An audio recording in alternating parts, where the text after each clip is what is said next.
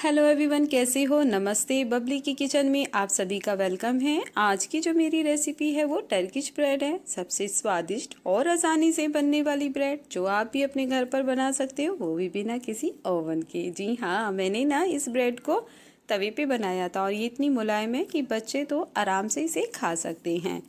ये ब्रेड जब थोड़ी सी ठंडी होती है ना तो ये और ज़्यादा सॉफ्ट और फ्लफ़ी हो जाती है। आप देख सकते हो ये अंदर से कितनी फ्लफ़ी है और जालीदार हमारी ये ब्रेड बनके रेडी हुई है। इसी की रेसिपी मैं आप लोगों के साथ शेयर करूँगी। और इस ब्रेड को ना आप तवे पर एकदम फुली फुली भी आप भी बना सकते हो। ये ब्रेड इतनी ज़्यादा डिलीशियस लगती है ना कि आप इसे किसी भी सब्जी के साथ, चिकन हो या मटन या दाल या सूखी सब्जी, उसके साथ भी खा सकते हो। और जब आप इसको खाओगे ना तो ये ब्रेड उस सब्जी के भी टेस्ट को बढ़ा देगी। तो मैं आप लोगों के साथ शेयर करती हूँ। तो यहाँ पे मैंने इंस्टेंट ईस्ट ली है। जी हाँ, जो मेरी ब्रेड को फ्लफ़ी बनाया था, जिसने जालीदार बनाया था, वो हमारी ड्राई इंस्टेंट ईस्ट थी। तो चलिए सबसे पहले ईस्ट मिक्सर रेडी करेंगे। तो यहाँ पे मैंने आधा कप लुक वार्म मिल्क ले लिया था और आधा ही कटोरी मैंने लुक वार्म वाटर ले लिया था। यहाँ पे मैं 2 स्पून ड्राई इंस्टेंट ईस्ट है, इसे डाल दूँगी। मैंने यहाँ पे आधा कप दूध का जो यूज़ किया था ना, वो अपनी ब्रेड को सॉफ्ट बनाने के लिए किया था, क्योंकि दूध डालने से ब्रेड जो है वो सॉफ्ट होती है। अब मैं यहाँ पे 1 स्पून शुगर ऐड कर दूँगी और अच्छे से मिक्स करेंगे ताकि कोई लम्स जो है वो ना रहे। अब इसे हम 10 से 12 मिनट के लिए कवर करके रख देंगे किसी गर्म जगह पे, जिससे कि जो ईस्ट है ना वो एक अच्छा काम करे। इसे चेक करते हैं हम। ये देखिए हमारी ईस्ट ने काफ़ी अच्छा काम किया है। ये कितनी अच्छी एक्टिवेट भी हो चुकी है, आप देख सकते हो।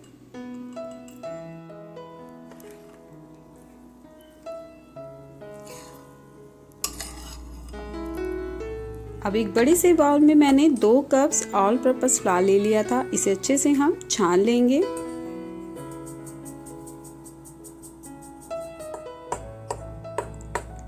अब टेस्ट के अकॉर्डिंग मैं इसमें नमक ऐड कर दूंगी। अब जो मिक्सचर रेडी किया था ईस्ट का, वो अब धीरे धीरे डालते हुए एक डो बनाएंगी। तो डो को मैं कम से कम 10 मिनट तक तो अच्छे से गूंदूंगी, क्योंकि जितना हम इसे गूंदेंगे ना, हमारी जो ब्रेड है ना वो बहुत ज़्यादा सॉफ्ट बनेगी। गूंदने से क्या होगा, जो मैदा में जो ग्लूटेन है ना वो एक्टिवेट हो जाएगा। अगर आपको ये मिक्सर थोड़ा कम लगे तो आप हल्का सा दूध डाल के अपना डो रेडी कर सकते हो। ये डो थोड़ा सा स्टिकी हो जाएगा, पर हम यहाँ पे ऑलिव ऑयल का यूज़ करेंगे।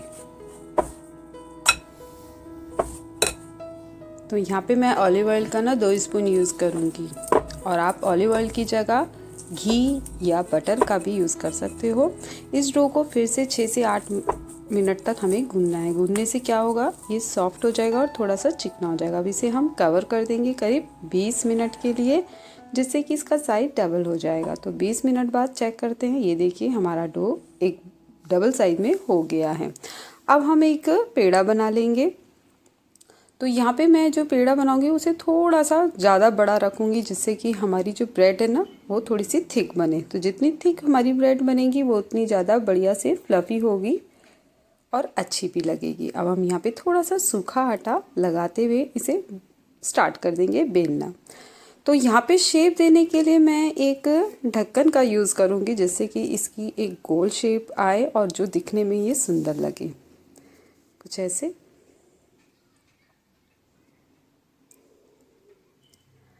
तो आप ये याद रखना कि इसके जो किनारा जो है वो थोड़ा सा मोटा होना ज़रूरी है, क्योंकि मोटा होगा तो वो अच्छे से फ्लफ़ी बनेगी हमारी ये ब्रेड। आप देख सकते हो।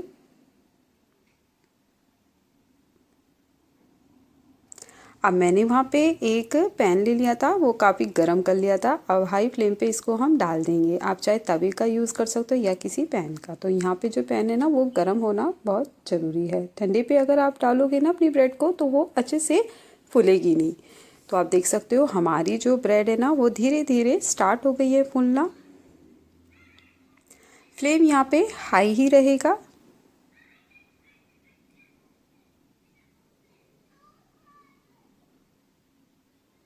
अब मैं यहाँ पे ना चिमटे की हेल्प से इसकी साइड को चेंज कर दूंगी।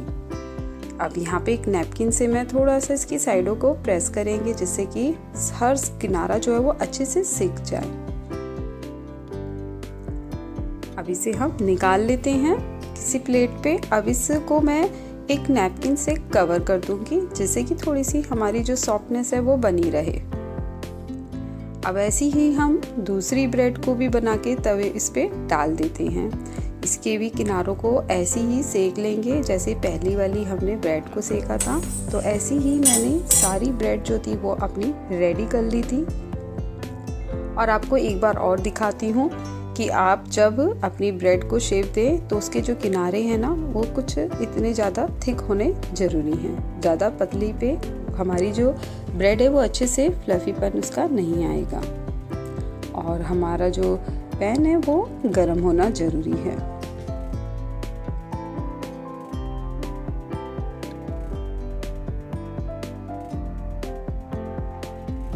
तो मैंने सारी ब्रेड को बना लिया था। अब मैंने यहाँ पे बटर का यूज़ करूँगी। तो बटर को मैंने मेल्ट कर लिया था। अब उस बटर में मैंने ऑर्गेनिक हर्ब्स का यूज़ किया है। आप चाहो तो फ्रेश सिलेंट्रो का भी यूज़ कर सकते हो। तो हम ब्रश की हेल्प से इस पे चारों तरफ से बटर लगा देंगे। अब मैंने यहाँ पे ना चिली फ्लेक्स का भी यूज़ करूँगी, हल्का सा स्प्रिंकल कर देंगे हम।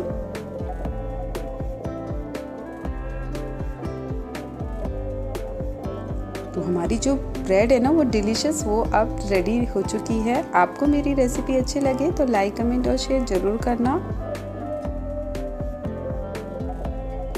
मैं आपको दिखाती हूँ, ये देखिए कितनी ज़्यादा सॉफ्ट बनी है। हम इसको आराम से तोड़ भी रहे हैं इस ब्रेड को और अंदर से ये जालीदार है।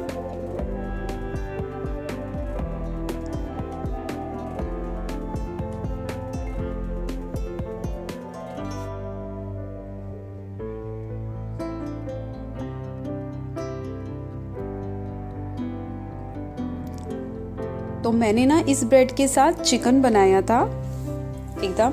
तो ये चिकन और ये जो ब्रेड थी वो बहुत ज़्यादा डिलीशियस लग रही थी। Thank you for watching, bye.